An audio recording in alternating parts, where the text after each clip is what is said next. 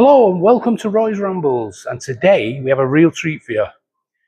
Behind me is the first of many Victorian shops that were demolished over 100 years ago and then transported brick by brick to this particular site and rebuilt. And so we are actually stepping back in history today. Here we are,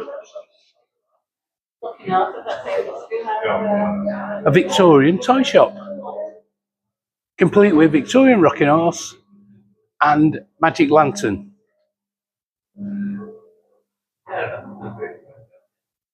So behind me is a Victorian tobacconist.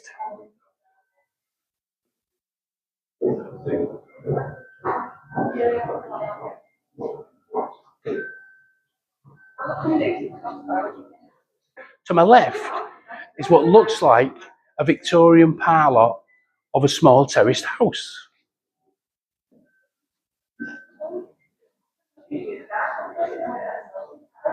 Okay, so to my right we have another typical house of the period, including all its furnishings. But there's something particularly interesting about this house, and that's if you look inside, you'll notice that there's no staircase.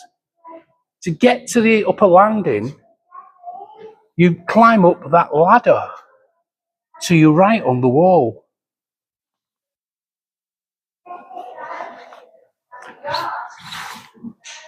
Actually, we'll give you a better angle than that. We'll go to the other window so you can get a better look at it.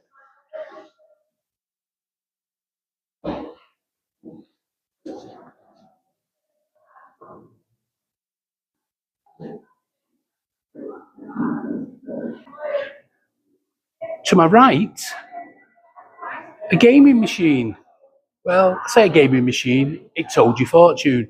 This one looks similar to the one on the film Bigger. To my right, what used to be the old-fashioned chemist, I think it was called an apothecary or something like that.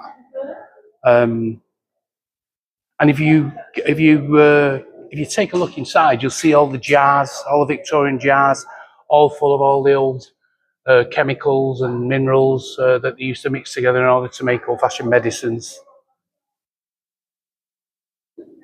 Okay, now here we have a carriage, which I would have took a ride on, apart from the fact we're lacking a horse. But very interesting, very nice. Now, for any of you people that are interested in mail, the Royal Mail, and the history of our postal service, we have a very ornate Victorian post box. I must say that it's not that dissimilar to modern post boxes, where they still exist. So behind me is a Victorian pub, one on every corner, and please take note of the beautiful leaded light panel above the door.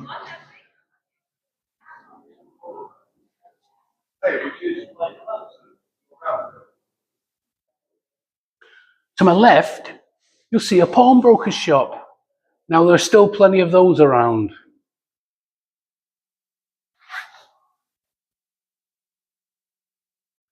A second carriage, again, horseless. And I think they used to call the first motor cars horseless carriages. This literally is horseless, there's no horse on it. At the end of this Victorian street is the people who lived at the other end of the spectrum, a posh home. And we'll take a look inside, through the window, of course, and you'll get an idea of how the other half lived.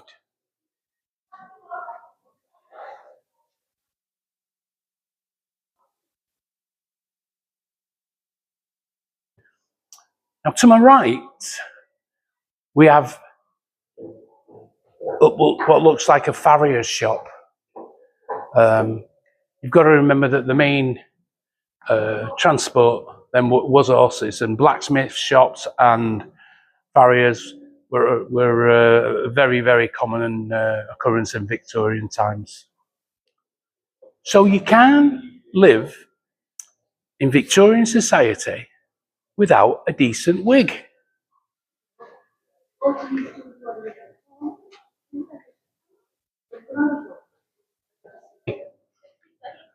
Now, the shoe shop or cobblers, again, fairly common occurrence, but there's one particularly interesting uh, pair of shoes in this window, and they're down here.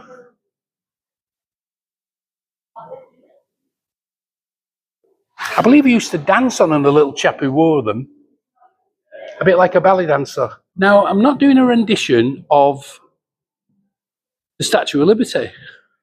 What I am doing is illuminating this window for you so you can see all the suites. And a fair selection there is. I don't think suites have changed that much since Victorian times. They're still practically made of sugar, and nothing much has changed with respect to that. Very interesting.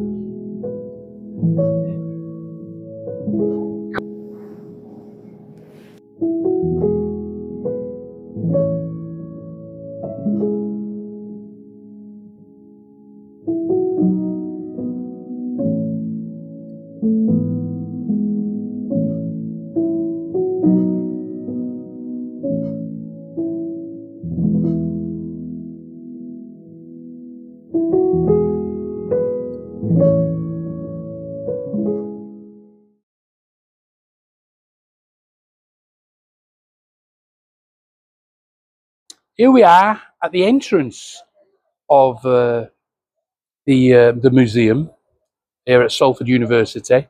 We've just come out.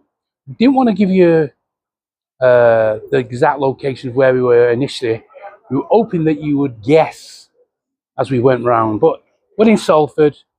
We're at the old Salford University, and this is the University Museum. The collection of paintings in the art gallery are upstairs, and the Victorian Street is downstairs. Entry is free, and there's plenty of parking, so no problem there.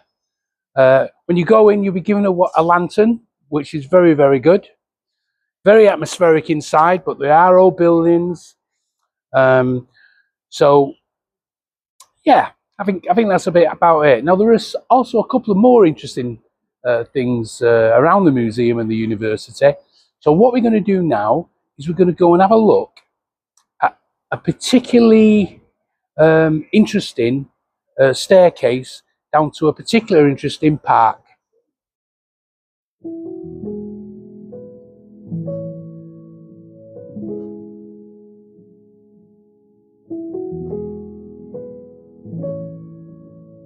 So here we are at the entrance to Peel Park. One of my favourite parks when I was a child. Used to play here all the time.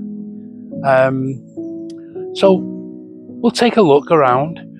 Towards my left is the River Irwell, which runs through the park and around the Crescent, and then it runs back into Manchester, into the Manchester Centre. To my right is the actual way into the garden section of the park. So let's continue. Cut. So here we are at the top of this very impressive staircase. Well, I say very impressive. It's not very impressive anymore. Obviously, Salford Council have rebuilt it. Now it's a modern staircase. But the original staircase, which is very similar to this, maybe a little bit wider, was a Victorian staircase. And it was featured in a film called Howard's End, which is quite a famous black and white vintage film, starring Charles Lawton, who was an actor of that time. It was based on a book by Forrester, and it's actually studied, that book, in the universities as part of English literature. It's an interesting book, but it's also a very interesting film. Now, in that film, you see him walk down this staircase, or the original staircase that was there, and into Odsal Park. I'm going to step to the side, and so that you can have a look over the park to see what it comprises of.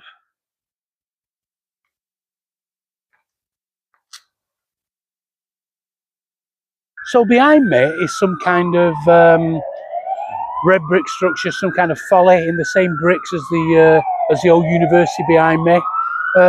Looks like Salford Council have boarded it up, rather not boarded it up, but caged it up. No, it's not so it can hold parrots. I think it's to stop homeless people sheltering in it out of the bad weather, rain, etc. They'd know the reasons if you want to contact them, ask them why. For me, it ruins the look of it, but that's only my opinion. So now we're going to have a good look round and get an aerial view.